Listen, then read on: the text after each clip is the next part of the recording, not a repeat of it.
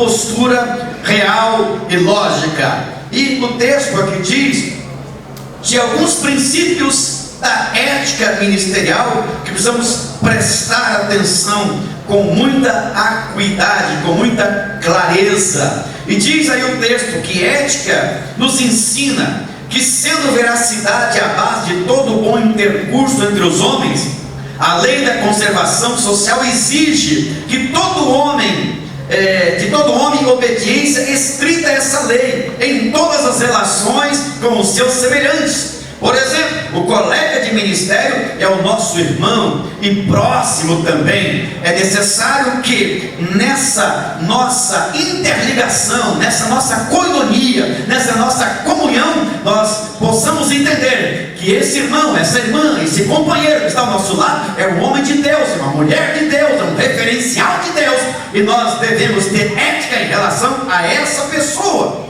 E se nós não tivermos ética, podemos tecer, levar adiante comentários que Deus não se agrada. O texto aos Efésios que lemos fala de um comportamento ilibado do ministro em todos os sentidos. O texto de 1 Timóteo, capítulo 3, melhor dizendo, fala dessa postura, da maneira de ser, da maneira de agir, da maneira de falar, da maneira de se locomover, da maneira de ser dentro de casa, da maneira de agir na sociedade, da maneira de agir nos vários locais por onde passamos. É por isso que Paulo, escrevendo aos Coríntios, 1 Coríntios capítulo 4, ele diz assim: que os homens nos considerem como ministros de Cristo, que os homens, que as pessoas, que aqueles que nos observam olhem para nós e nos vejam como ministros. Não que alguém saia à frente dizendo: está passando um homem de Deus, um anjo de Deus, mas que as atitudes de um homem de Deus estejam inseridas em nossa vida, em nossa atitude, em nosso comportamento. Ele diz que os homens nos considerem, que eles olhem para cada um de nós e observem e vejam que o nosso comportamento, a nossa atitude, a nossa maneira de ser é a maneira de ser de um homem de Deus e de uma mulher de Deus. Aleluia! E dentro dessa linha de raciocínio, nós temos aqui 3 pontos importantes dentro dos princípios básicos da ética ministerial. Primeiro, o princípio da vocação divina. Segundo, o princípio da mordomia. E terceiro, o princípio da reputação e da atividade. É importante que um homem de Deus saiba que foi chamado por Deus. É importante que uma mulher de Deus saiba que fora vocacionada por Deus. Esse princípio da vocação é fundamental, porque se nós não tivermos certeza, não tivermos inclinação para a chamada cristã, tudo fica com interrogação na nossa vida. Eu preciso acreditar que Deus me chamou. Você precisa acreditar que possui um chamado do céu. Você precisa acreditar que a imposição, o chamado, a vocação veio de Deus. E lá no seu coração, lá na sua alma, tem um chamado que soa, ecoa muito mais alto que os sinos de uma catedral. Há uma chamada na sua vida, há uma vocação na sua vida, há um imperioso chamado de Deus. Isso é importante, que esse princípio esteja enraizado em nossos corações. E aqui diz que o ministro deve estar consciente da sua chamada e da sua vocação. Em aos Efésios capítulo 4, verso 1, Paulo diz: rogo-vos, pois eu, preso do Senhor, que andeis como é digno da vocação com que fostes chamados. Rogo-vos, pois eu, o preso do Senhor. Eu estou preso nele, embora o sistema me prendeu, embora o Estado achou que eu deveria estar preso, mas eu sou preso do Senhor. E eu peço a vocês, eu rogo-vos, eu imploro que vocês andem como modo digno da vocação com que fostes chamados. Veja que esse andar está relacionado à vocação e também o andar no sentido de viver, o andar no sentido de espalhar a fragrância de Cristo através do seu comportamento. Disse um pensador que de cada 100 pessoas, uma apenas lerá a Bíblia. E essa uma pessoa que leu a Bíblia será lida por outras 99 pessoas. Isso significa que o seu comportamento, a sua atitude, passa a ser a única Bíblia que os outros à sua volta estarão lendo através do seu comportamento. Então isso é andar de modo digno. Significa dizer que você é uma epístola, você é uma carta, você é um referencial, você é uma extensão de Deus, você é um profeta, você é a voz de Deus, você é a comunicação de Deus, você é a extensão de Deus, você é a extensão do céu.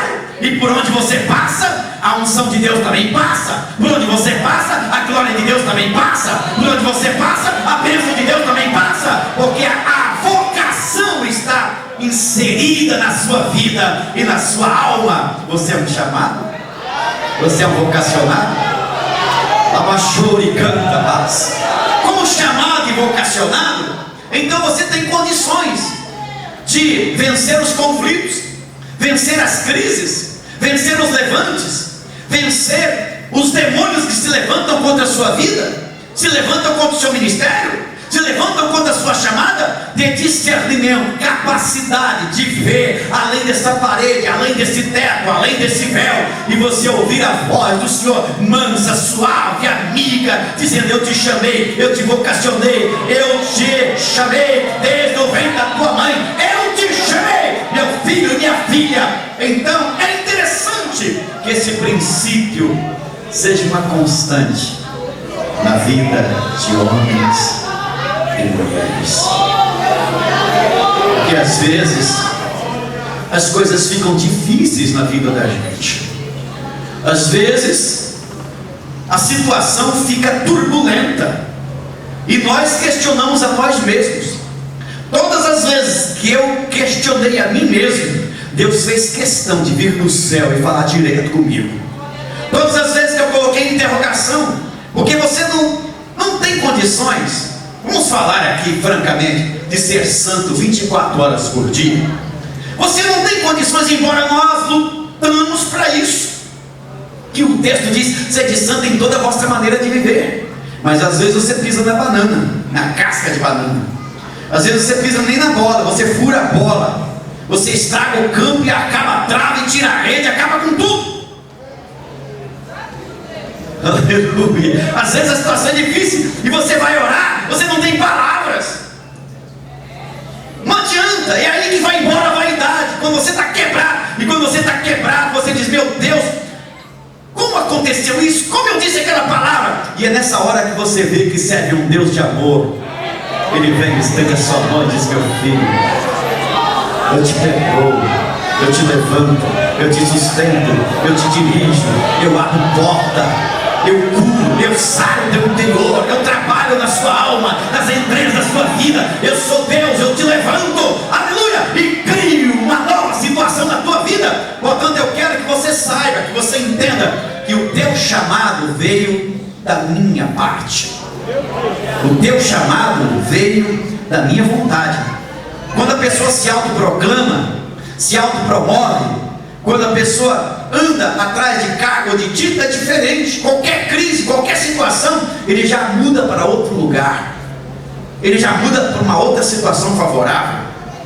Outro dia eu perguntei lá na igreja: se você tivesse certeza, ou com a certeza da sua chamada e da sua vocação, sabendo que em um determinado horário da sua vida você tem que servir a Deus, e você também precisasse trabalhar para manter-se, e fosse procurar um emprego e achasse 2 empregos. O primeiro emprego, salário de 10 mil reais por mês, mas que tomasse todo o seu tempo do culto e adorar a Deus. O segundo emprego, salário de 3 mil reais por mês, mas que fosse no horário normal, você fazia aquela parte social e tivesse o horário disponível depois para vir à igreja e servir a Deus. Qual dos 2 empregos você escolheria?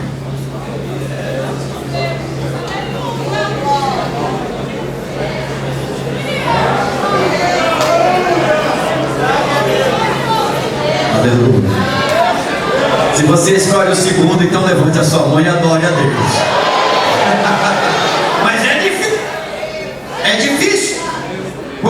vivendo numa sociedade consumista, numa sociedade onde, lamentavelmente, o mamon está reinando.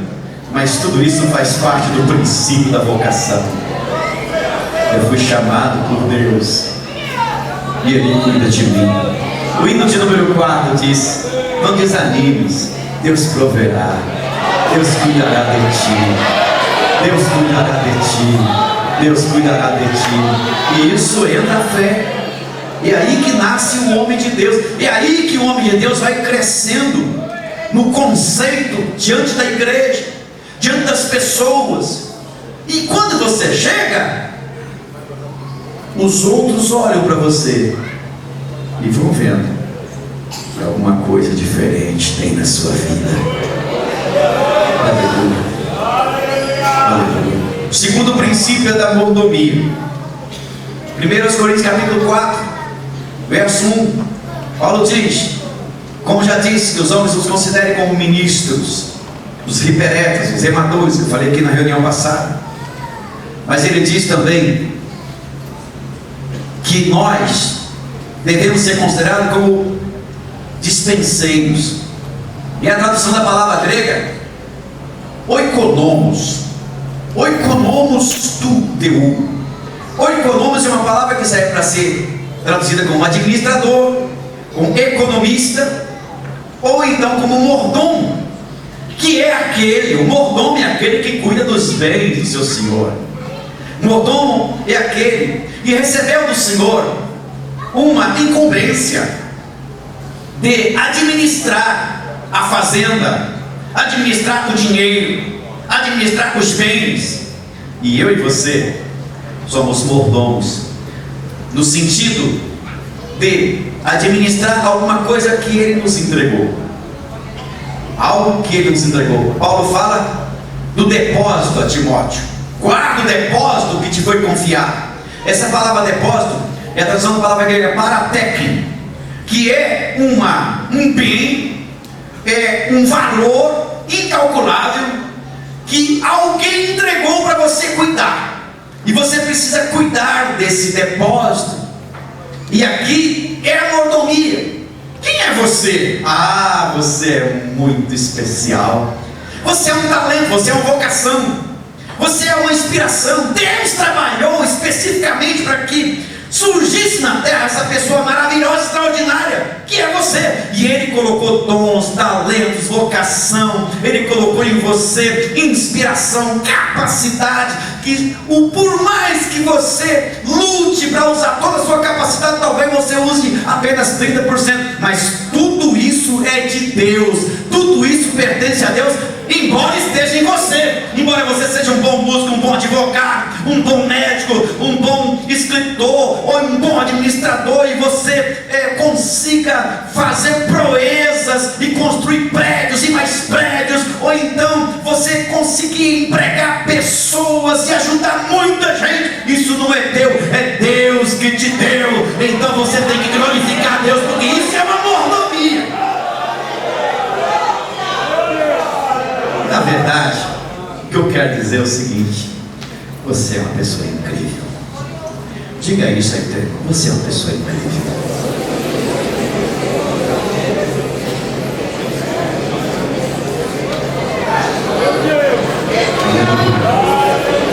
Exerça a sua mordomia. Mas isso gera conflitos. E isso gera conflitos. Porque todas as vezes que você exerce o seu ministério, existe do outro lado uma manifestação oposta que se levanta contra o seu ministério, contra a sua chamada, contra a sua vocação. E às vezes até o outro que está do seu lado não entende, não te compreende, não te vê com bons olhos. De repente, estando na mesma igreja, claro que aqui não está bom, não tem esse problema. De repente, estando no mesmo ministério, ele olha para você com olhos diferentes, estranhos, e começa a tecer comentários ou pensamentos, e isso pode causar um problema. Como lidar com essa situação eticamente?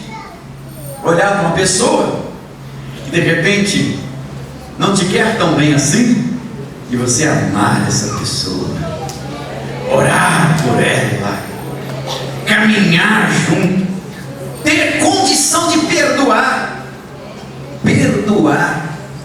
que é uma das atribuições mais lindas de Deus, que é o perdão. Olhar para aquele que de repente não entendeu, porque quem usou aquela pessoa foi o diabo para se levantar contra você. E você é um mordomo, você é um chamado, você é um vocacionado. Você não pode guardar raiva, guardar mágoa, porque lamentavelmente tem gente com uns porões aí, alguns porões. Sabe o quartinho do fundo? Quem tem um quartinho do fundo, o porão? Porão é um lugar a gente só coloca coisa que não presta. Inclusive alguns guarda-roupa tem uns ternos, pelo amor de Deus, dê aquele terno. Olha, o irmãozinho está precisando. O sapato, pelo amor de Deus, irmão, tem uma caixa de sapato na tua casa. Tem tanta gente usando aquele sapato. A blusa de frio, agora está verão, né? E a gente vai guardando. E às vezes só porque alguém, sabe quando você coloca uma camisa, um terno, e chega um colega e diz: mas você está bonito com esse terno. Aí quando você vai trocar de roupa ou vai para algum lugar, você olha para aquele terno e vê a voz do irmão e falou: você está bonito com esse terno. Aí você começa a ser a pessoa de uma camisa só, de um terno só, porque alguém elogiou. Certo? Então, de repente você pegou um carinho tão grande, estava tão carente de um carinho, de um afago, de um elogio, que aquele elogio você faz um altarzinho dele. Você faz um altar daquele elogio e nunca mais quer se desfazer daquilo. Então, nas nossas casas tem muita coisa que precisa dar para os outros, e tem coisa ruim que tem que colocar no fogo. Agora, por que eu estou falando isso? Porque aqui dentro, na nossa vida, tem um porão também. Aí na sua alma tem um porão. E às vezes alguém faz uma raiva para a gente. O que a gente faz com aquela raiva? Porão no porão. Alguém olha feio, você em vez de resolver o problema, você põe no porão.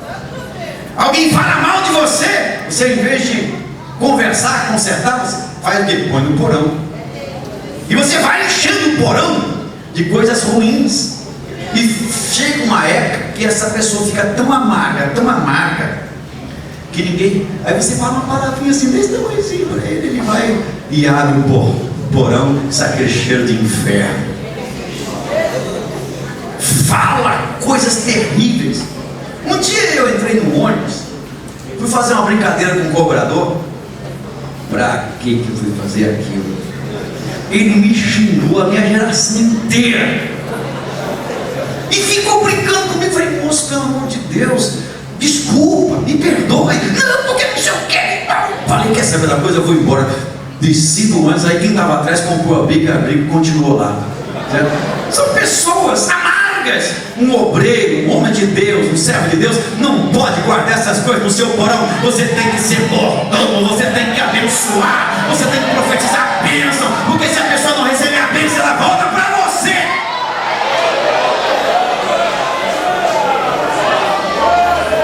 É igual a lei do eco. O garoto estava lá na roça, deu uma topada e a unha subiu.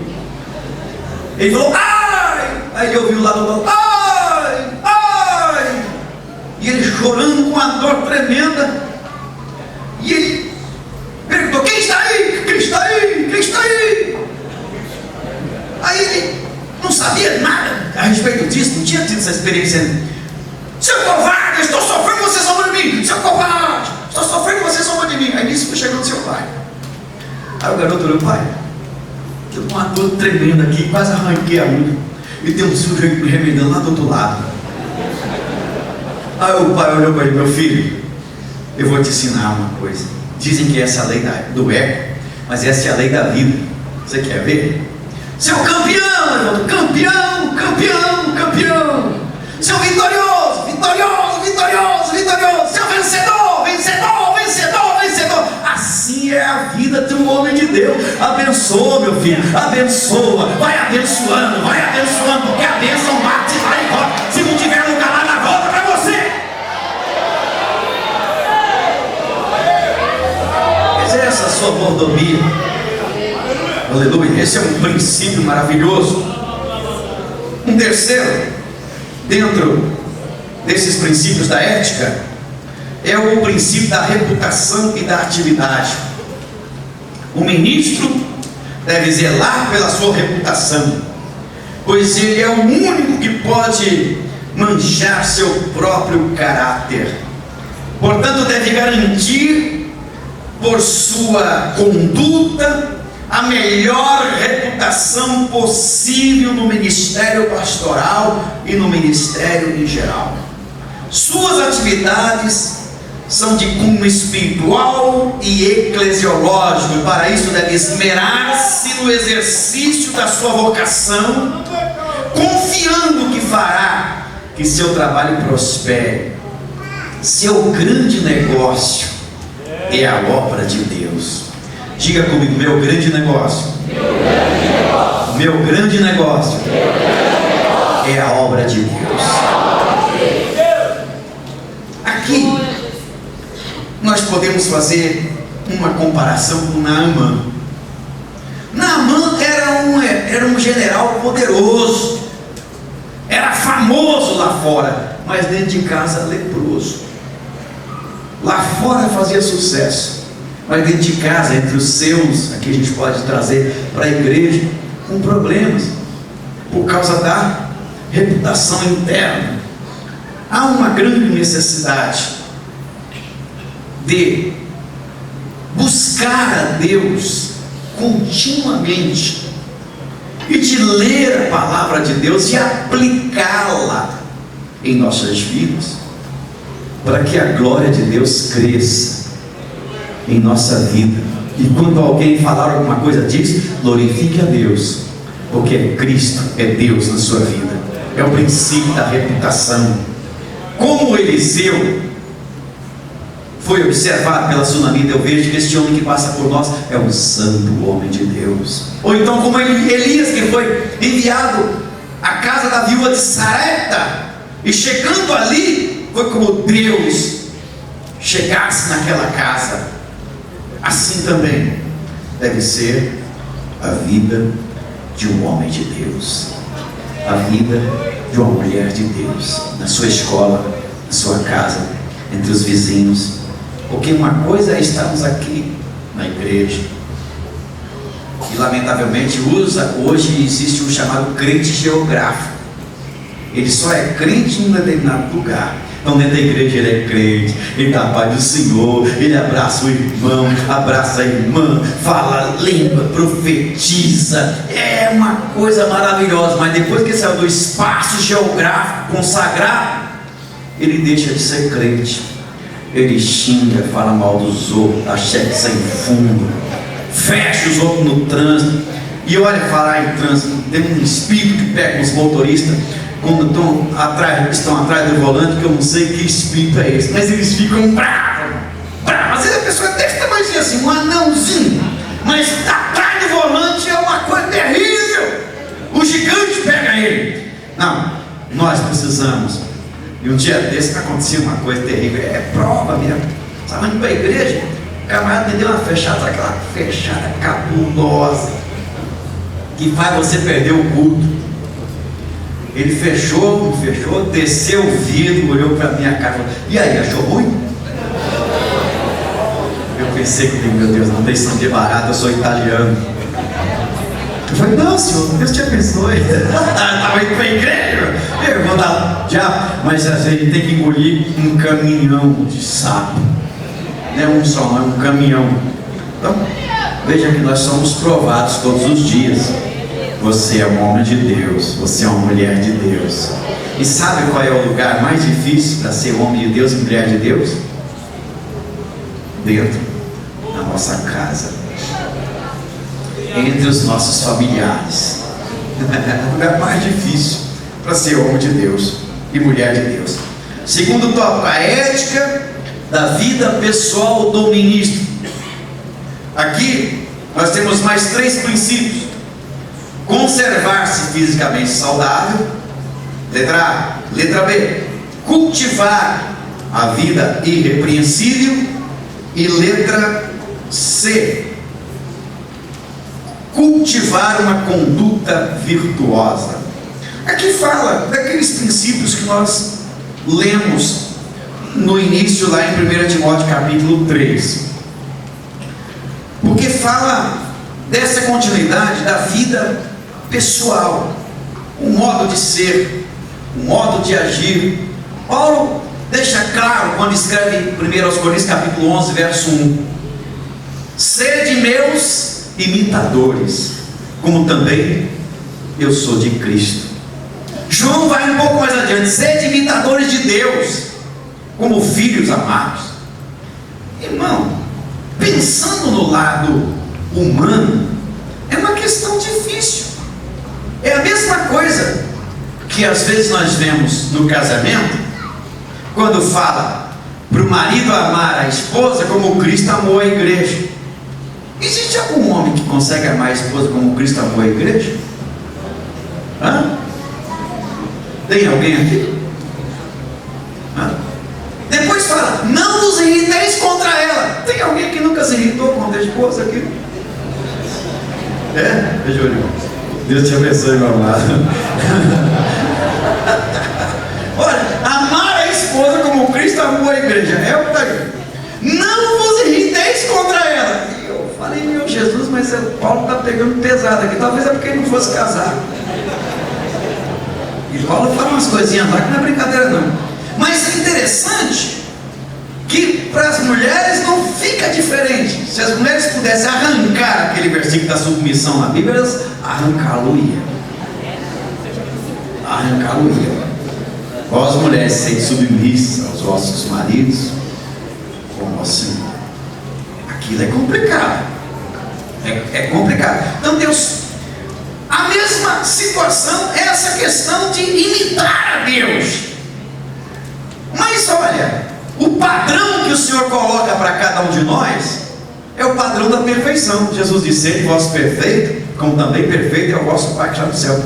Esse é o caminho da ascensão. O cristianismo é, na verdade, uma conduta de vida e uma aprendizagem constante.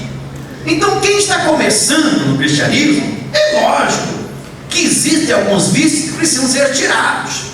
E com a aprendizagem, a escola dominical, quer saber como vencer o mal? Vem a escola dominical.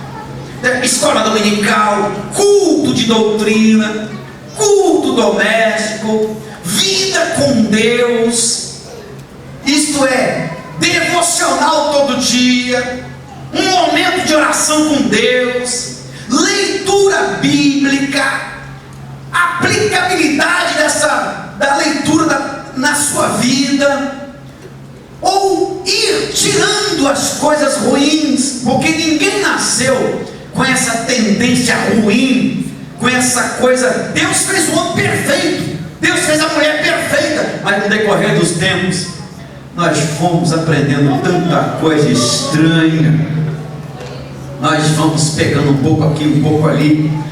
Mas quando acontece a conversão, há uma transformação interior. E essa transformação interior, que vem da palavra grega metanoia, que é uma mudança não na mente, não na roupa, não é uma mudança no cabelo, não é uma mudança de endereço, é uma mudança aqui dentro. É a metanoia, uma mudança que começa lá no interior. E a mudança que começa no interior também interfere na maneira de pensar, na maneira de agir, na maneira de enxergar, na maneira de interpretar, e isso vai crescendo dentro da gente, ao ponto de um dia você ser confundido com o próprio Cristo. As pessoas vão olhar para você e vão ver Cristo na sua vida. Aleluia. E eu sei que tem muita gente parecida com Cristo aqui nesta noite. Quer ver alguém parecido? Olhe para essa pessoa que está do seu lado, e essa pessoa, ela tem que ter o brilho de Cristo, o fulgor de Cristo, a graça de Cristo, a visão de Cristo, a mente de Cristo, como Paulo coloca em 1 Coríntios capítulo 2, verso 16, nós temos a mente de Cristo. Quem tem a mente de Cristo faz as coisas que Cristo quer. Quem tem a mente de Cristo tem interesse pela oração. Quem tem a mente de Cristo tem interesse pela palavra, tem interesse pela evangelização, tem interesse pela santificação, tem interesse em ir para o céu. Quem tem a mente de Cristo não tem o seu coração preso nas coisas terrenas. Quem tem a mente de Cristo tem um comportamento reto que glorifica a Deus em tudo que faz.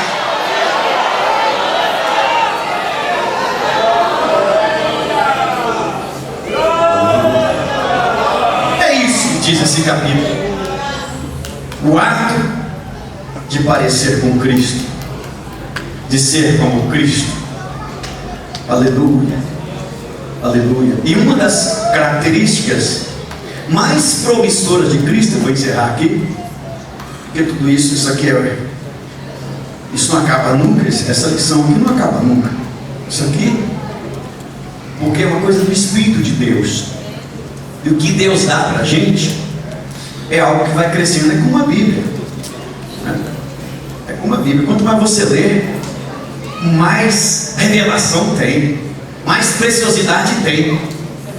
Mas uma das características desse comportamento ético para vencer esse conflito é o esvaziamento, que Paulo coloca em Filipenses capítulo 2, verso 7, conhecido como efeito Kenosis, o autoesvaziamento. E para isso nós temos que olhar para Cristo, ou então olhar para Efésios capítulo 4, verso 8, que é a descida, ou Efésios capítulo 4, verso 1, quando fala da necessidade de andar na dignidade da vocação. E olhando para Cristo, nós vemos a descida de Cristo, a humanização de Cristo. E Jesus, para deixar claro, delineado uma maneira de viver de modo digno, em Mateus capítulo 5, ele fala: bem-aventurado os limpos de coração, bem-aventurado os misericordiosos, bem-aventurado os pobres de espírito, porque deles é o reino dos céus. E essa palavra pobre de espírito, que é oriunda do termo grego pitokos, que é a mesma coisa de um mendigo pedindo esmola nas ruas, e se as pessoas passarem por ele e não estender as mãos e não lhe der uma esmola, ele morre, ele se acaba. É a tradução da palavra pitokos, pobre de espírito. É uma palavra não usual no nosso vocabulário. Chamar os outros de pobre de espírito não é brincadeira. Pode dar briga, pode dar confusão, pode dar porão da alma. Mas quando nós vamos para São João capítulo 4, verso 23, o Senhor Jesus diz, 4, 23, 24, Deus é espírito, importa que os adoradores o adorem em espírito e em verdade. Então, isso significa dizer que eu falo com vocês e vocês me ouvem nesta noite, porque em algum lugar desse tem o espírito e eu não sei onde está. E nenhum ser humano sabe onde está esse espírito. O único instrumento que pode tocar lá é a palavra de Deus. Hebreus 4:12, que é uma espada aguda de 2 gumes, que vai lá na divisão da alma e do espírito. Então veja bem, eu só posso falar contigo e você só pode me ouvir, porque aí, em algum lugar, está o espírito, que é o ar, o pneu. Quando ele sair daí, vai ter um velório, muita gente vai chorar, e você vai estar lá do outro lado, porque o espírito saiu daí, a mente ficou, o coração ficou, mas o espírito saiu. E Jesus, bem-aventurado os pobres de espírito. E agora, em São João 4, verso 24, Deus é espírito. Isso significa que você é o micro e Deus é o macro. Você é o pequeno, você é uma fagulha, você é uma centelha, e Ele é o macro, Ele é o grande. Deus é espírito. Você existe porque tem parte dele. Você é espírito, você existe porque tem parte dele, aleluia. E o Espírito de Deus testifica, não é com a nossa mente, não é com a nossa carne, mas é com o nosso espírito. Está lá em Romanos capítulo 8. Então é fácil olhar para isso agora e dizer: bem-aventurados os pobres de espírito. Significa que eu sou tão dependente dele em tal circunstância, igual a um mendigo que pede esmolas nas ruas, e se alguém não estender a mão, ele se acaba. Deus é o autor da minha vida, e eu sou alguma coisa, eu posso imitá-lo, porque eu tenho a essência dele. Por isso você pode ser imitador de Deus, e como imitador de Deus, você pode glorificar a Deus, você pode ter a mente de Cristo, você pode ter o espaço de um homem bom e glorificar a Deus. Você pode olhar para ele e dizer, como o salmista Davi diz: o Senhor é meu pastor e nada me faltará. Tentar me fazer grande espaço, que mansamente as águas tranquilas, guia-me pelas veredas da justiça por amor do seu nome. Ainda que eu andasse pelo vale da sombra da morte, não temerei mal algum, porque tu estás comigo. A tua vara e o teu cajado me consolam. Você pode olhar para ele e ver que ele prepara uma mesa na presença dos inimigos, e ele te serve porque ele te ama. Você está nele e ele está em você. Você está nele e ele está em você. Você tem a mente dele, ele trabalha através de ti, e através de você o nome dele é glorificado e exaltado nesta terra. E Deus te abençoe e te guarde. Você nasceu para vencer, em nome de Jesus.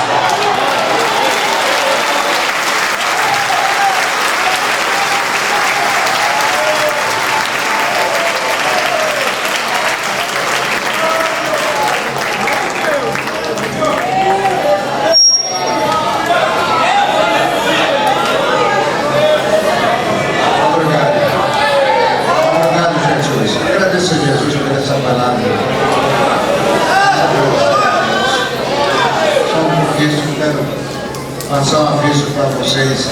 Escute bem, amanhã, sábado, acho que dá para começar o culto um pouquinho mais cedo, se possível. Acho que dá. E amanhã é o último dia. Então eu vou fazer o seguinte: observe bem. Na entrada amanhã, o Júlio vai preparar um cupomzinho para cada um.